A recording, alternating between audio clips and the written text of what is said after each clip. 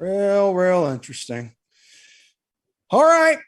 All right. It's a beautiful day in New England. Oh, yes, it certainly is.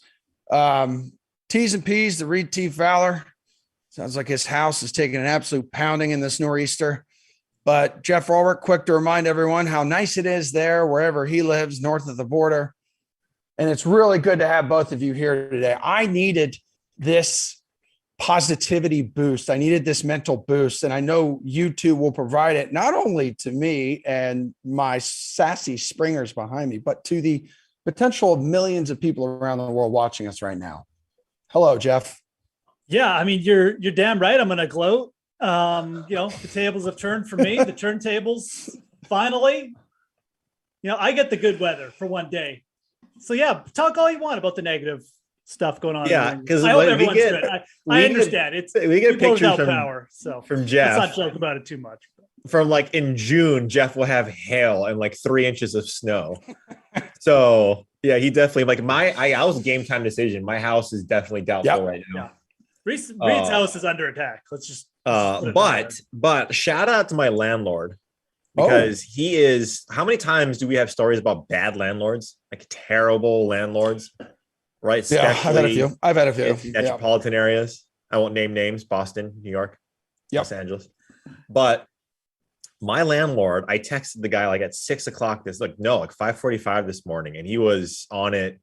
Got here quickly. He's got a house that's also dealing with the conditions, and hey man, he helped out. So that's why I'm here. Shout out to the landlord. Like there were, I don't know, maybe 30 people in the DK office today, the whole 100,000 square foot office. And most of them were all in their pajamas. They were just in because they had no power or internet at their house. Kind of crazy. I think the weather tomorrow night though, in Arizona is supposed to be much better. And are we starting week 8 off with the game of the week? Quite possibly, maybe, pretty good chance. You got the Packers who are down, Devontae Adams, who else? Lazard. MVS could give it a go. And then they're taking on the only undefeated team right now in the NFL. That's the Arizona Cardinals. And something's going to need to give here, dudes, between these two teams.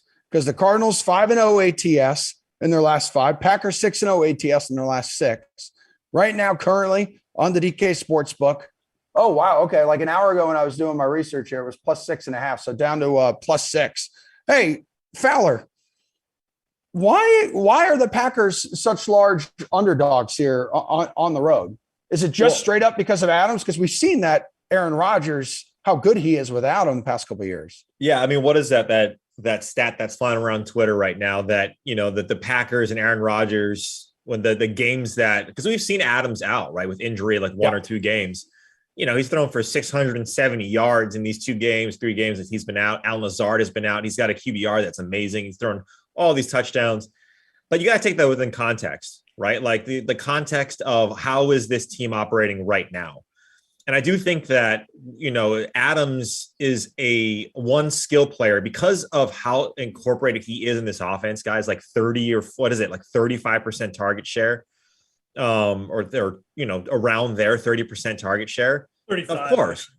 It changes the entire landscape of the offense. Now, I would argue that even before Adams, and I actually would I would have liked him to be in, because I do think there is some leverage to attack the running game on both sides of this game. Yeah. Because you talk about these defenses, they're like last and second to last in run defense. And the Packers on the defensive side are also dealing with injuries. Jared Alexander, I don't believe is going to be playing. Budda Baker is not doing anything like he was last year. He's playing a lot more deep safety role, and he's a huge part of that offense, or excuse me, that defense. So I do think that you get Chase Edmonds, James Conner, and Aaron Jones, and even Dylan. I think those guys are viable, and I think the under definitely, guys, at -110 at 50 is in play. But you'll see the number change like this, usually with offensive linemen, defensive linemen, quarterbacks being out especially. It's rare to see it when a wide receiver is out, but that's how good Adams is. So that crazy stat that was going around about last year. So 2 games Davante Adams missed. Packers scored 67 points. Rodgers threw for 610 yards, 7 touchdowns. Lazard also missed one of those games. Totally agree with you that the ground game should be active with both of these teams tomorrow night, because let's see, the Arizona run defense is allowed the 3rd most yards per carry to opposing running backs this year. And then on the other side, maybe Chase Edmonds, maybe James Conner will be making some progress, as Green Bay is probably trying to shut down Kyler Murray instead, making him the main focus. Geoff, the Cardinals undefeated start. It's obviously remarkable here, but has Arizona shown you enough to warrant getting tagged as almost a touchdown favorite here over an opposing NFC contender? Yeah, I mean, it's weird, right? I mean, Davante Adams, wide receivers, typically we don't see wide receivers move the line this much, but Reid alluded to it. I mean, it's a 35% target share for Adams. He completely changes the offense when he's out. I think it's a little bit of an overreaction. I really do. It's a Green Bay team that's been winning without their best defensive player. We've seen Aaron Rodgers do this before without Davante Adams. I mean, they won some games without Davante Adams last year. And if I can scroll quick enough here, they beat Atlanta. They beat New Orleans without Davante Adams. Remember, New Orleans was a really good team last year. Like, it's definitely plausible. The Rodgers comes in here, uses Aaron Jones a little bit more. They run the ball well with AJ Dillon, and the Packers, hand them a defeat. So it's nobody likes to take on like a team that's beleaguered and it's midweek stuff and they're missing a star player. But this Green Bay team to me is more than just Davante Adams. Like, they're good in all facets. They've got a good offense, and it's not just throwing the ball to Davante Adams. They've really mixed in AJ Dillon well. They've got a guy in Tunyon who may be able to step up to. A guy named Equinemius St. Brown, I would really look for, especially in Thursday night showdown lineups. I'm digging the Packers as underdogs right now. Took me a while to get there, but right now I'm definitely on the Packers. I think this is an overreaction in the line. Geoff, what about the years before, right? Randall Cobb kind of took a down. Randall Cobb is like the Sammy Watkins and the Deshaun Jackson of week 1 and like week random, right? Where he goes for there always is one. 9 receptions for 180 yards and 2 touchdowns. And that might be 0. Yeah. Right. So he was brought back for a reason. Yeah. Right. Is that Aaron Rodgers loves this guy. And I would not be surprised if we see 10 targets to him very quickly. Well, especially like no Davante Adams, no Lazard, and then the MVS is going to be a game time decision. I sent you guys that tweet from Doug Kite. So he's traveling with the team. He's going to test out, a hamstring or something like that, maybe the short week, but the Packers have up until 4:00 tomorrow to make that decision. What are his odds on the DK Sportsbook for an anytime touchdown? Are you getting like plus money on that? Because without those 3 guys, especially if MVS doesn't go, like, who does that leave? Are you talking about Cobb? Yeah. I'm talking about Cobb. Like, if Adams is out, Lazard's out, and there's no MVS. There's him. There's Tunyon, maybe, right? The tight end there. But they're actually, and you got to think too, they're actually besties. Like, this is something like that means something to Aaron Rodgers. Like, it's clear Aaron Rodgers wanted him back in Green Bay, and the first time the Packers were like, yeah, sure, like, come on He's over. Up there, Reid, 225. Oh, is he at the top? Plus 225. Oh, there he is. Him and Tunyon, same odds. It's kind of interesting. I think I'd rather have Cobb, but I think both those guys are pretty good touchdown bets. I would lean Cobb for touchdown, probably. I think there's more likelihood used on a more bigger variety of routes. That's actually bigger than I thought it would be, to be honest. I was thinking more like 150. So, and you can expect too, right? This is kind of a Emerson game. Just made a good call. Yeah, it's weird. A blind squirrel, Geoff. Sure. Where's my nut? But again, this is a wonky game, right? You have Kyler Murray at the Arizona Cardinals, 7-0. No one thought that they were going to be the last undefeated team. Cliff Kingsbury is doing well, right? He's keeping these guys in plays in games, especially late. Maybe they don't have to, but you're talking about an offense now on the Green Bay side that is going to have to change things up a little bit. And that's how you have to attack it from a DFS and from a betting standpoint, is that you have to figure, okay, if you're the coach, if you're LaFleur, what are you doing, right? What are you doing on the road against the number 1 team in your conference? You got to switch things up, right? You got to switch things up. And, is Mercedes Lewis going to get a touchdown at plus 750? Right? We've seen weirder things happen with Aaron Rodgers. Like, who is that guy? And it's Mercedes Lewis, the old Jacksonville Jaguar 2001 Legend. standout, still playing. He's a blocking tight end, but I mean, you just got to figure some of these things out, right? He's not running any routes, but he might be called, his number might be called at the goal line because number 17 is not there. So the only thing I'll say about the tight end position is I came across a reminder. The Cardinals have yet to allow a touchdown to an opposing tight end this year. They've also allowed the fewest receiving yards to the tight end position, which is only 156. But I said, okay, if these been world beaters that they've faced, the answer is no. It's like Jeff's boy, Anthony Ferkser, Tyler Conklin, Jacob Hollister, Tyler Higbee, Ross Dwelly, David Njoku, Austin Hooper, and Jordan Akins. So their dominance against tight ends, it feels like it goes a little ways back, but that's because I don't think they're playing the greatest tight ends in the world here. And again, Rodgers is out of options. He's running out of options here. They got some talented defenders, though, against tight ends. You got Isaiah Simmons and Buda Baker and Zayvon Collins. These guys are meant to stop tight ends. But go ahead, Geoff. No, I was going to say, like that it probably is the strength of the Arizona defense. But I mean, Emerson is right to the point where they have faced a lot of weak teams too. Arizona, like they've had the Rams, but the Jags were on the schedule. The Texans, fine. It's not like they faced a murderer's row here either. So Jags had him at halftime too. Jags beat him had him. They were leading in the locker room. Yeah, first half money line. Yeah, it's a moral victory for them, the best kind. But it is the strength of their defense. But at the same time, I mean, it's a fair point. I mean, I think Tunyon might be the best tight end they faced so far this year, so that's saying something. I think that you're going to see just a really like hodgepodge kind of usage of receivers. You're probably going to see the rookie Amari Rodgers get involved in a few plays. I wouldn't be shocked if they got him involved around the line of scrimmage. Used Cobb more as just like the Devontae Adams role, and then took shots downfield with MVS and Equanimeous St. Brown, guys who can stretch the field. I mean, we've seen MVS numerous times, 70-yard touchdowns. So even there's lots of options. There's still lots. This gets to my main point. There's still lots of options for this Green Bay offense. And I think it's an overreaction that they're like a touchdown underdog. So still expecting them to move the ball. Might not even look that much different, especially if they get MVS back. And this is more like meta. Sorry, Emerson, just really quickly. No, don't you think that Aaron Rodgers loves this? And I almost dropped an S-bomb. Absolutely. Oh my God. Dude, that like, seriously, I think of that the other day. Everyone, look at all these weapons he's without. Right.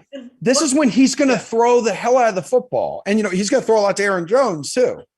It's a no-lose situation for Green Bay.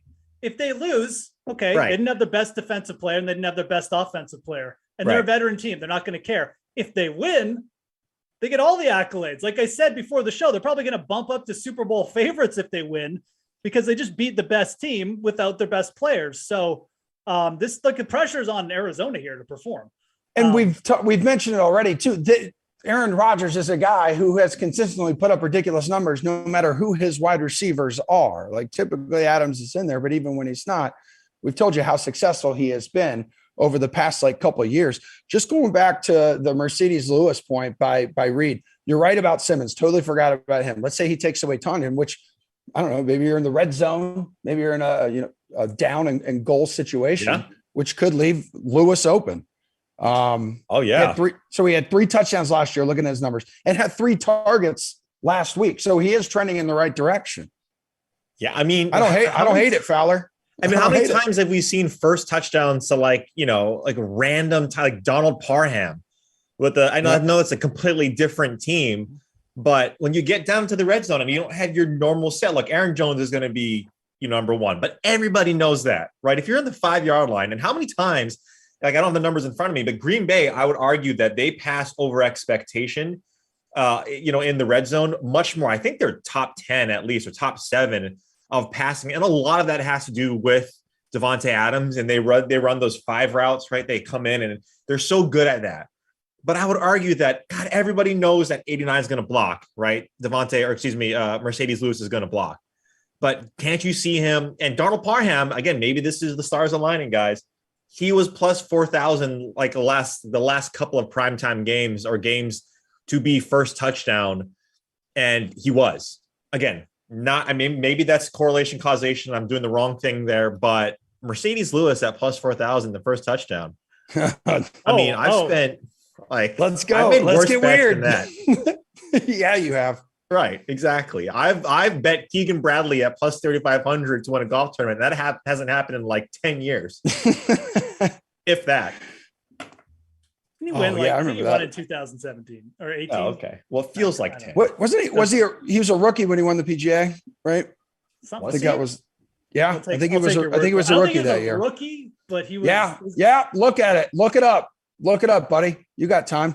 I feel like Emerson did a story about this in his yesteryear, and so this is like one thing he knows. So I'm not gonna fight me on this, dude. Yeah, no, he seems he has too much conviction about Keegan Bradley winning the major as a rookie.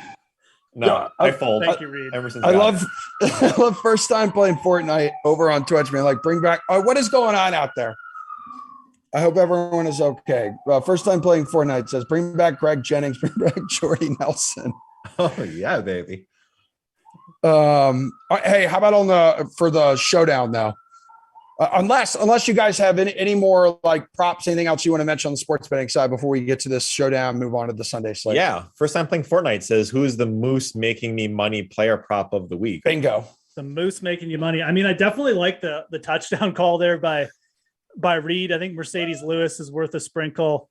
If you're looking at receptions and like rush yards and receiving yards and stuff like that, I mean, I don't want to go under anything Aaron Jones this week. That's for sure. I think receiving yards, Aaron Jones over 34.5. I think much like Alvin Kamara last night, this is like he's just going to see an influx of receptions without Devontae Adams. Yes. So I certainly do not mind that prop at all. Randall Cobb receiving yards only 46.5, but I think I'd rather go over Jones. That's probably my favorite kind of like yardage prop anyways.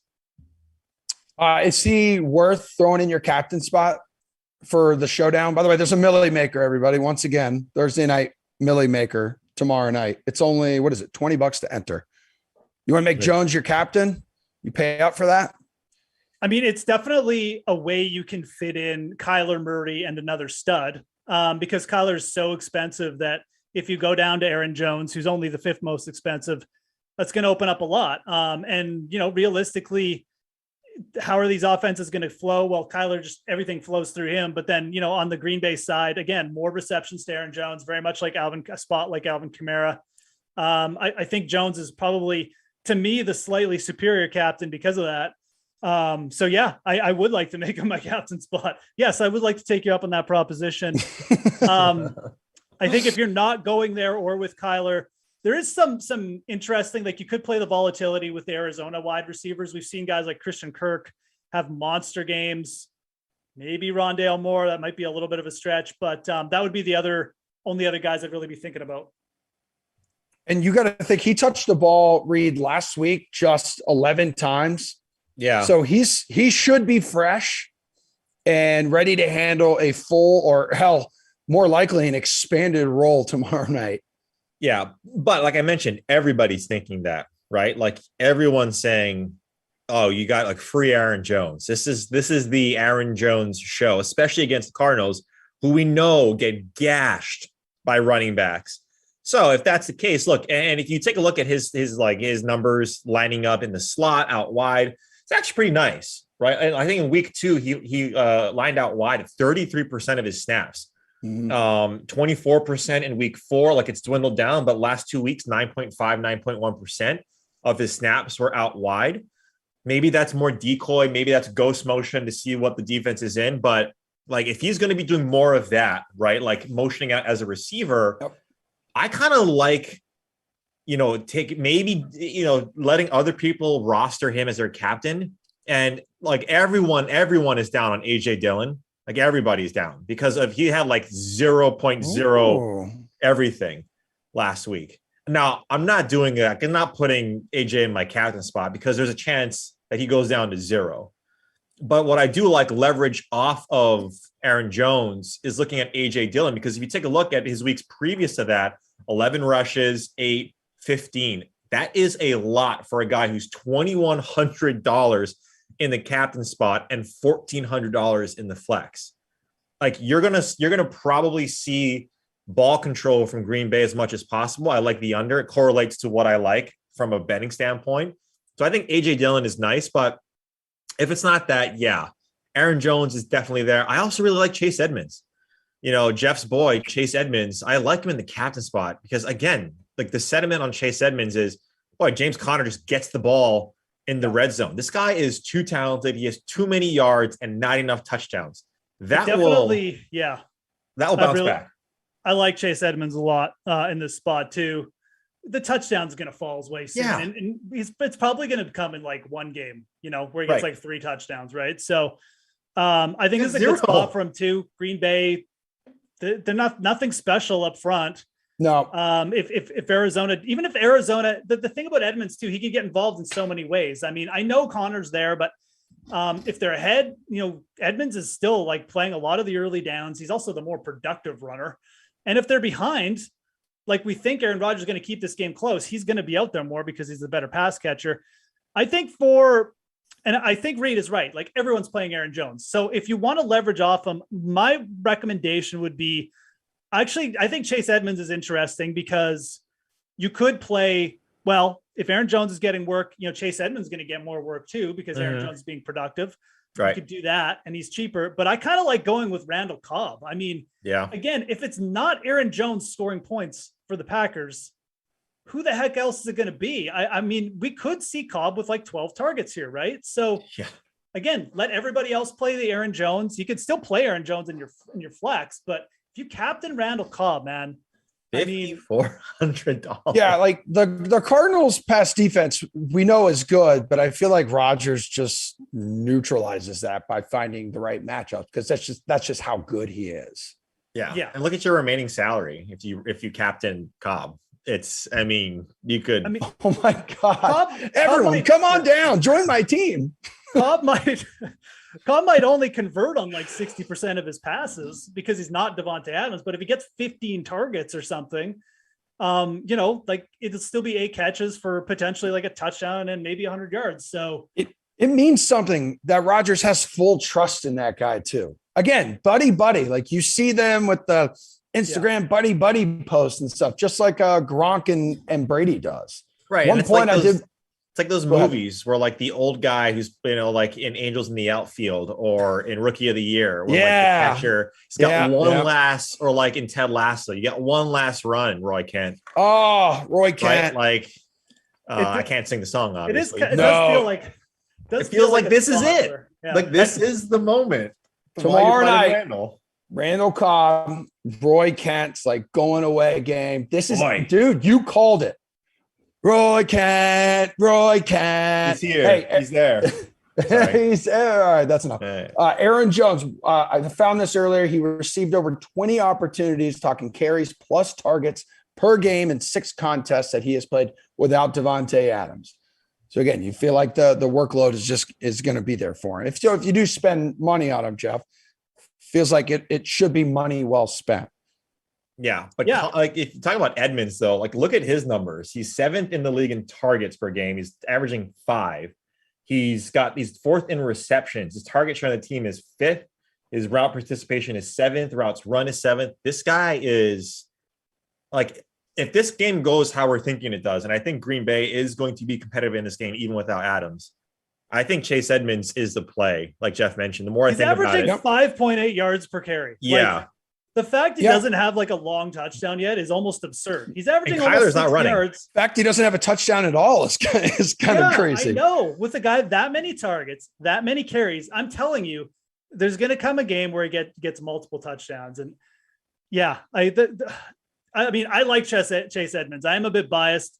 He was he set up as a pretty good value pick in season long. And look, it's not like he's tanked your team. He's getting like 10 points a week, but like the big game has to be coming for this guy sometime. And Kyler, I think this is a pretty good spot. Kyler's not running. He has less rushing yards. And I heard this today. It boggled my mind. He has less rushing yards than Patrick Mahomes. Then he's got like half of Daniel Jones's rushing yards. Yeah, so Kyler is not running. No. And he doesn't have to, but I mean that just opens up more and more for these guys. And like they don't have the linebackers, right? I know they brought in Jalen Smith from Dallas. They got Devondre Campbell there, who's tackling machine, but they don't have the guys.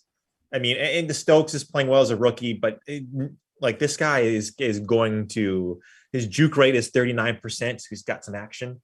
That's 11th in the NFL. But man, this guy, like 0 touchdowns for how many yards this guy's accumulating. You rarely see that. The yards. Emerson, what's your juke rate? Now it's probably closer to 65, 70-ish. Okay. Not bad. Not bad at all. I'm telling you, I could juke out 70% of the people who come at me, if that's what we're talking about. Also, like two people come I'm faster than that running back that you had for Cleveland last week. Dearness. His 40 time was almost 4.9. You know what I was? Why I was like a 4.6. I was a 4.6. So I beat 100% of the people on this show, everybody in season long. No one cares, but the last 2 weeks, 100% win percentage here. That's likely true. I had 2 guys that had 0 and my defense had -1 and I still beat Emerson. Anyway, sorry. I hate myself.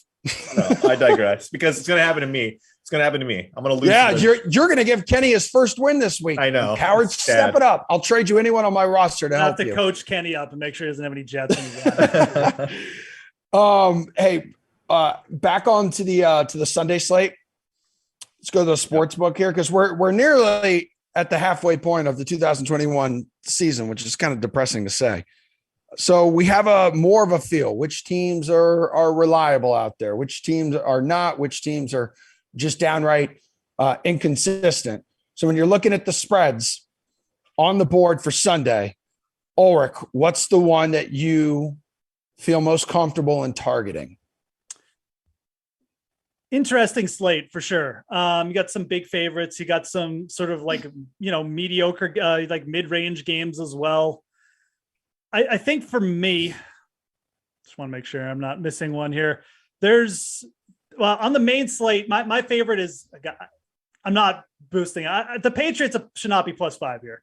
The Patriots are a team, to me, they're a pretty quality team. Like this is a team who just about beat Tampa. They should have beat Miami in the first game of the year. Like this, they should have a winning record. You could make an argument they should be tied for the lead in the division right now. I get the Chargers coming off a bye, but the Chargers have some big holes in their team. They're not good against the rush. Justin Herbert might save them in this game, but 5 points, that's too big, man. I like the Patriots here. You could call it recency bias, whatever, but I like the Patriots. I've pretty much liked them all year. They just haven't quite paid off because they've had some really bad luck in those end of game scenarios and a couple bad decisions, but I think for me right now, they're trending towards being my favorite play on the spread. Yeah, that's going to be the main one. You're talking the Patriots? The Patriots are +5. Okay. Yeah. They got a rushing attack. I guess that could, take advantage over, they'll stay in the game with that because the Chargers run defense is not the best. The run defense is not great. No. And Damian Harris might have 1,000 yards. And that's what you do, right? You keep really Herbert. good. That's what they did to Tom Brady. The Patriots defense are the best at keeping, right? Like they know how to, what the game plan should be. Keep Herbert in that offense on the sideline. You had front row seats. Defenses trying to do that with Tom Brady. So yeah, I don't mind that at all. But you gotta think the Chargers though come back with a cleaner offense, but at the same time, the Patriots, as you just mentioned, Reid, that defense is so good at scheming to take away big plays of their opponents. And that's what you game manage with Mac, right? You play solid defense. You have guys like Kyle Duggar who can be very opportunistic. You have really good defensive end. They're getting pressure on the opposing quarterbacks. Now, the opposing quarterbacks that they've faced so far, a couple times, Zach Wilson, right? Some stagnant quarterbacks. So it's a little bit easier.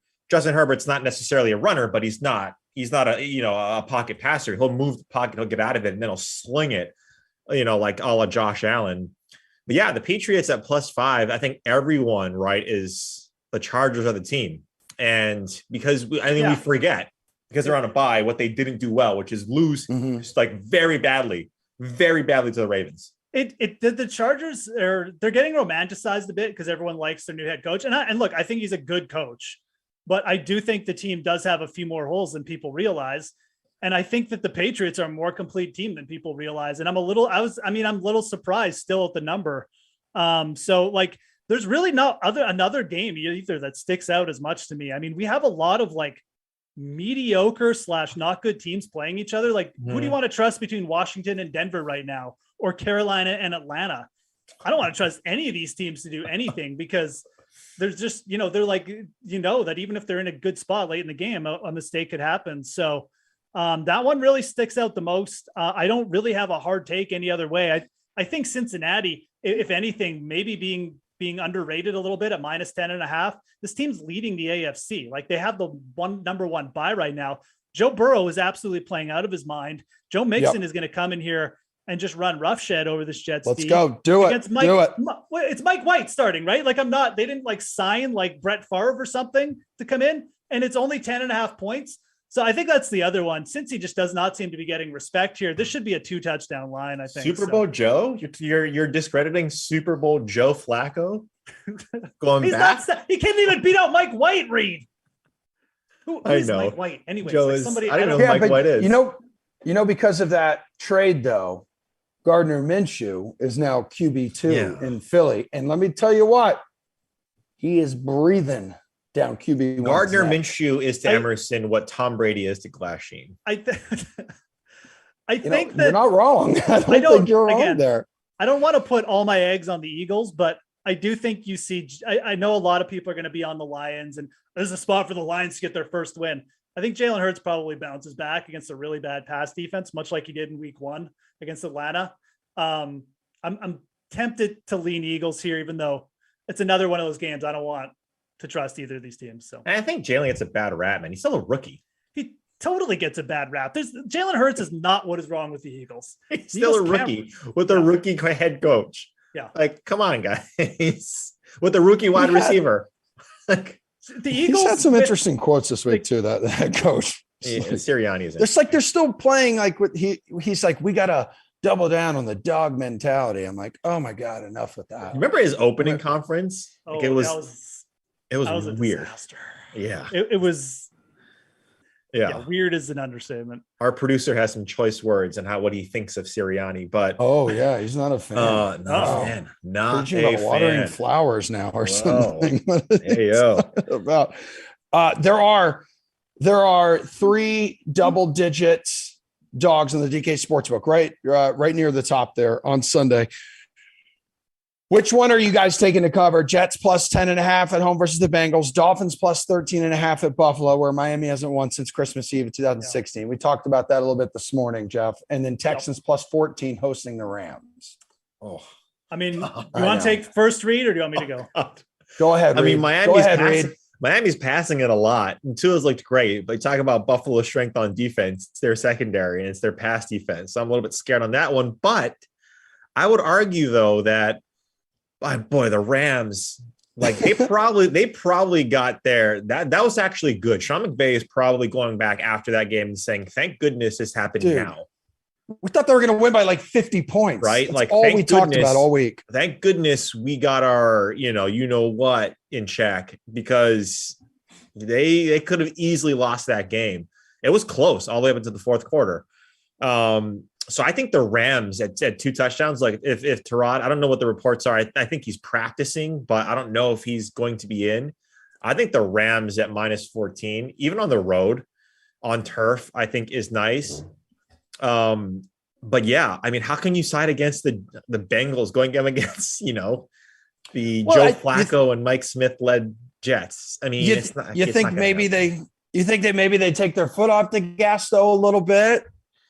No, because Cincinnati knows where they were a couple of years ago or even last year. They're not taking anything for granted. And I think it's less about Zach Taylor and what he's talking to the guys about, more about the mentality of Joe Burrow, Jamar Chase, and that defense, right? If you look at teams, they inherit the identity of their quarterback and their coach. And I think a lot of these Bengals look at Joe Burrow and think this guy's the real deal. Yeah. He's the real deal right now. The mentality that they have and that defense, again, it's strong. Logan Wilson is playing really well at middle linebacker. Von Doe in the secondary. They're getting after guys. And Jamar Chase, boy, oh boy, everybody take a victory lap in Jamar Chase. If you believed in this guy, he had a 99% scouting report coming out of college as a receiver. This guy is unbelievable. And then everyone was sleeping on through the preseason. Like, oh, he had a bad preseason. So, but Reid, you got to give. What's your pick then? Which of those 3 games? Oh, Cincinnati. Oh no. Okay. So wait, you think the Jets are going to cover? Oh no. I think Cincinnati's going to cover. Which under? Because that was I'm asking which of those the underdogs covers, Fowler. Miami. Okay. Yeah. I'm gonna take the Texans. You mentioned Tyrod Taylor potentially coming back this week. Even if he's a backup, like if Davis Mills starts bad, I could see them playing that card and then injecting Tyrod Taylor in the second half or something. Also, I think you can run on the Rams. Like we saw this with the Lions a little bit. I think the Texans will come out with like Mark Ingram and maybe be able to smash it down their throats a bit at home and just keep this game close. I mean, I think Stafford will pull it out. Wait a minute. You said Mark Ingram. Look at this. So reports are Texans are trading Ingram to New Orleans. Welcome back. What does that mean for Kamara? That's floating around. Damn. Yeah. As I said, David Johnson and Philip Lindsay will be able to pound the rock for the Texans. Oh yeah, big trust. Honestly, it's really not that big of news because the Texans do have like 5 running backs that they signed this year. So I guess that's why. But yeah, I still like the Texans in that spot. I think I would rather be on the Texans plus 14 there. I think that the Bills are just such a juggernaut on offense and Miami's defense is so bad. I do agree too. It's playing pretty well right now, but there's just, I don't know. The Bills don't typically like prevent as badly as other teams either. So I don't want to rely on the Dolphins to cover that. And there's no way I'm taking the Jets to cover. I do not understand that line. I think Joe Burrow completely getting disrespected by only being 10 points. So I think the Bills are going to put up 50 points against Miami. I really do. It feels like that. I think they're pissed for the way their last game ended. And then you got to go into a bye and you got to think about, damn, I couldn't even pick up 1 yard on the QB sneak to put our team in position to win against the Titans. That was a great game. That was. Derrick Henry is an absolute monster. What is going on with him? Something's up with him. He just can't be stopped. he's an alien. He can't be. And then he's $8,900.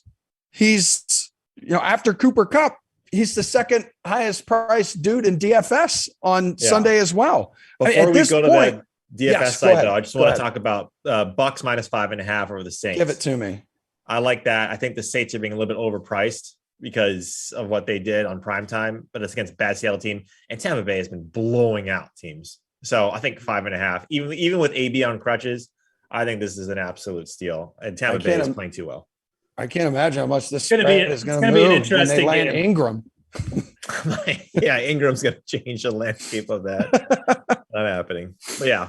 The Saints owned them last year. I think Pierce was talking about this. Even then, his point was Tom Brady did not look very good, even in that one win in the playoffs against the Saints. That's right. We were talking totals. That's what we were. I think didn't you guys like the under. 2 late picks in that game? Yeah.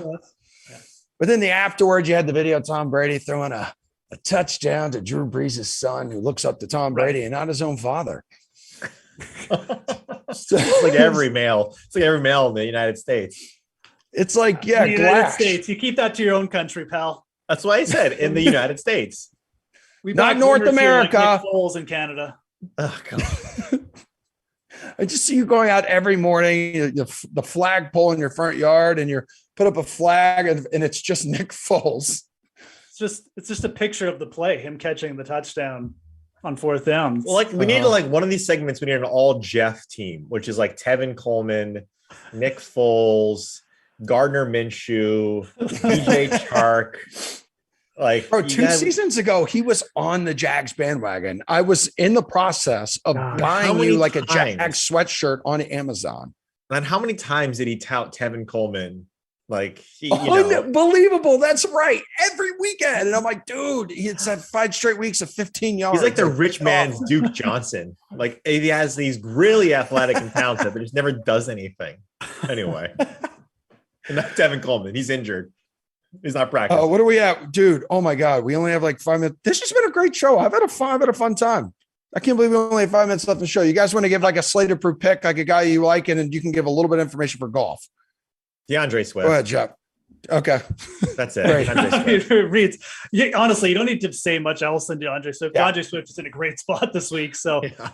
he was in the winning Millie Maker lineup too last week, and he actually had low ownership. I think he was under like 5% own, and ended up coming up with almost like 30 points. Yeah, he's great. DeAndre Swift is What about you, Geoff? very good player. I'm going to give out 2 things. My favorite stack, Josh Allen, Stephon Diggs. I think Diggs is going to be a little bit underowned. And then for just a pure play, I mean, I'm just going to keep playing Deebo Samuel. I know he's got the Q mark, but I don't think it's anything big unless I missed something major. But No, little calf guy. Not too bad. Okay, well, watch the news on Deebo Samuel. Look, the Chicago Bears gave up 4 touchdowns to wide receivers, and Deebo Samuel has a 35% target share in San Francisco. It's basically getting targeted like Devontae Adams. That's not like me being hyperbolizing the situation or whatever. He is absolutely taking a huge share. He is the Devontae Adams of San Francisco. I would just keep playing him at those prices. Dude, Eamon is over in the Twitch chat. He's firing everybody up. He's dropping that Eagles hate in there. Oh, Woo. Eagles Spicy. hate, eh? speaking of Eagles, Yeah, spicy. Oh my God, you're so good. All right, let's go to the Bahamas really quick. By the way, I was today years old when I realized that there are actually FedEx Cup points on the line in this tournament. There's like nobody playing. everything's on the line. What did you think? This was like the for fun tournament where it's just like, Yeah, well, it's only been a couple of years, buddy. So why don't you chill out over there? It's not like I was way off. Okay, I was off, but it wasn't Buttermilk way pancakes, Bermuda Open. dare you besmirch the island of Bermuda in this show? Like, come on, look at the tournament we have. Matt Fitzpatrick is your top price player. Patrick is the favorite, is he? Emerson. All right. So what do you have? You got 5 guys over 10K. Which one is a no-brainer to roster here? Geoff. Okay. If you are making a big GPP lineup, Christian Bezuidenhout, this tournament is going to see poor weather. There's going to be wind. There's going to be some rain. Could be stoppages. Bezuidenhout is an absolute master around the greens.